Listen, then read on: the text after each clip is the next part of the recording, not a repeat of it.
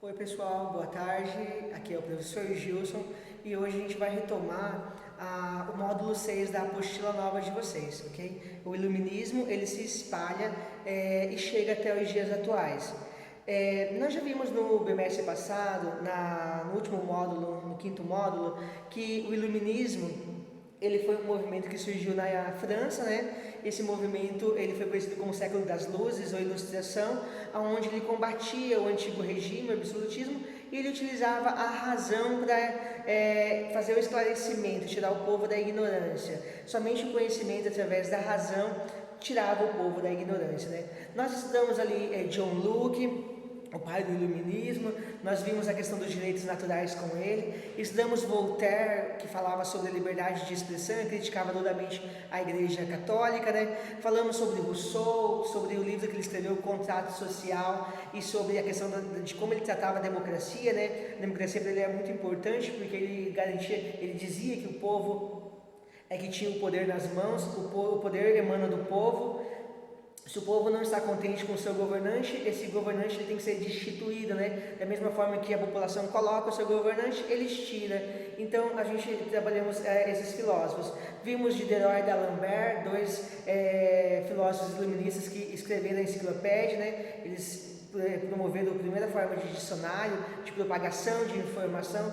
Esse vai ser o que vai influenciar muito no processo de espalhar o processo do iluminismo, né? Vimos a questão dos déspotas esclarecidos, dos reis que aderiram às ideias iluministas para poder continuar no trono. A gente trabalhamos Adam Smith para o liberalismo econômico, né? A questão da lei da oferta e da procura, a questão da importância do trabalho dentro de uma sociedade.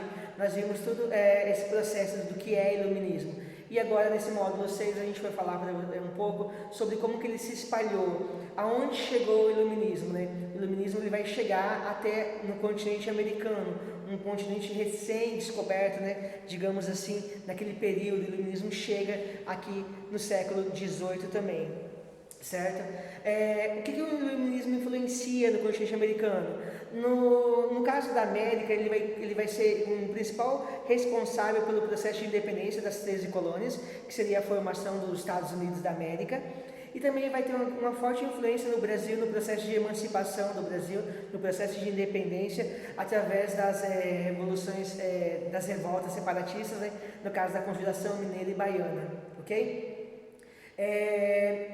Então, pessoal, eu vou só fazer uma retomada de que forma que ele se espalha, né? O iluminismo ele vai se espalhar a partir da propagação de informação, que seria a enciclopédia. Ele vai trazer novos conceitos para a sociedade. O principal conceito é o que é ser cidadão, né? O que é cidadania. A gente estudou lá no sexto ano, na Grécia Antiga, que cidadão, naquela época, na antiguidade, o conceito era ser filho de pai e mãe ateniense, nascido naquele território, sexo masculino, homem maior de 21 anos. Então a gente percebe que esse era o conceito de cidadão lá na Grécia Antiga. No Brasil, a gente vai ter conceitos de cidadãos também evoluindo. Até 1824, o conceito de cidadão era homem, maior de 18 anos, né? Branco, alfabetizado. Então a gente percebe que tem uma série de critérios para o termo cidadão ser considerado um cidadão brasileiro. E na Constituição de 88 a gente traz uma nova versão para essa palavra de cidadão, né? Cidadão é quem nasce no país, quem nasce naquele estado, ele tem o direito político, né? Ele pode usufruir dos direitos políticos, sociais e econômicos do país. Então a gente percebe que o termo cidadão ele vai além. Ele evolui também. Tudo isso graças ao quê? Graças aos princípios das ideias iluministas, certo? Sobre essa questão de cidadão, a gente trabalhamos ontem, se não me engano, o espaço público e o espaço privado, os interesses públicos e os interesses privados. O que são espaços públicos? Espaços públicos é onde o cidadão ele pode usufruir, né? Ele pode ter como garantia os direitos civis dele, os direitos políticos, o direito de ele participar da sociedade.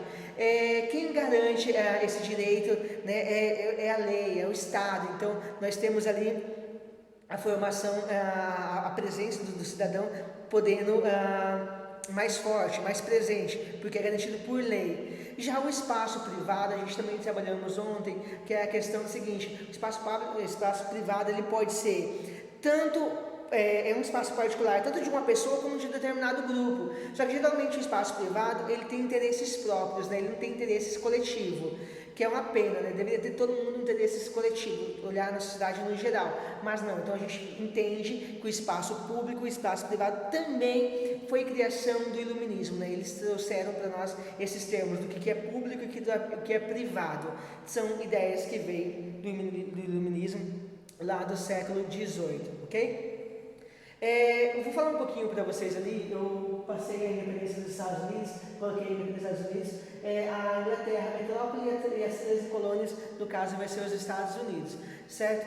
A Inglaterra, ela não tinha interesse assim amplo nas terras da colônia dela. Ela não tinha amplo. O interesse principal da Inglaterra era nas colônias do sul, que eram colônias de exploração. Vou falar um pouquinho, assim, especificar as características da colônia do sul e do norte, que daí vocês vão conseguir entender o porquê a Inglaterra tinha tanto interesse nas colônias do sul, certo? As colônias do sul, elas eram baseadas no plantation, ou seja, grandes latifúndios, né, grandes propriedades de terras, a produção da monocultura, a produção de um único produto nessas grandes propriedades e a exploração da mão de obra, que seria a mão de obra escrava. De onde vinha essa mão de obra escrava? Ela vinha do processo de relativo desinteresse inglês na questão do processo do comércio triangular. As Antilhas ali inglesas, as Antilhas francesas, perdão, elas produziam muita cana-de-açúcar que era vendida essa cana lá para as colônias do norte.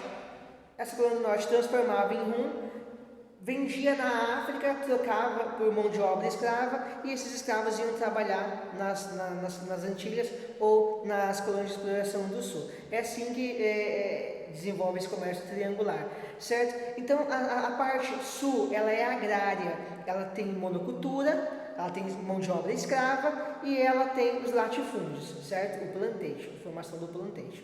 As colônias do norte foram morar aqueles caras que fugiram lá do anglicanismo, né, que seria aqueles calvinistas, os puritanos. Eles vão morar lá na parte norte das 13 colônias, tentando fazer uma nova Inglaterra, criar uma nova Inglaterra lá, né? E a gente percebe já uma grande diferença: parte norte industrializada, parte sul agrária, parte norte mão de obra remunerada, né, assalariada, e a parte sul mão de obra escrava. Então a gente percebe que elas são divididas, essas colônias. O interesse principal da metrópole seria a questão das colônias de exploração, que seriam as colônias do sul. Beleza. A Inglaterra ela vai criar algum mecanismo para ter controle dessa colônia toda. Ela vai criar a lei do chá, a lei do açúcar, a lei do selo, e essas leis vão ser conhecidas como as leis, medidas restritivas. Os colonos eles não vão aceitar essas leis, eles vão reivindicar, eles vão criar o primeiro congresso da Filadélfia e vão enviar uma carta ao rei da Inglaterra pedindo o fim dessas medidas restritivas. O rei vai colocar como se fossem leis intoleráveis. Então, quem não desrespeitasse essas leis sofreriam punições. Quem desrespeitasse as leis sofreriam punições.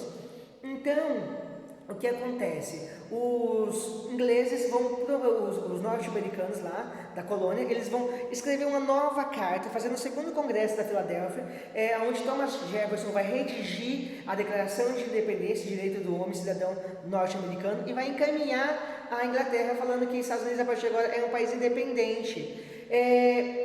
Essa independência, pessoal, para os ingleses lá na Inglaterra, ela não vai ser reconhecida a princípio. Quem vai reconhecer a independência dos Estados Unidos? A França, né, e a Espanha, que são países que tinham interesses na independência dessa colônia. Essa colônia era a colônia inglesa. A França perdeu a Guerra de 7 Anos para a Inglaterra.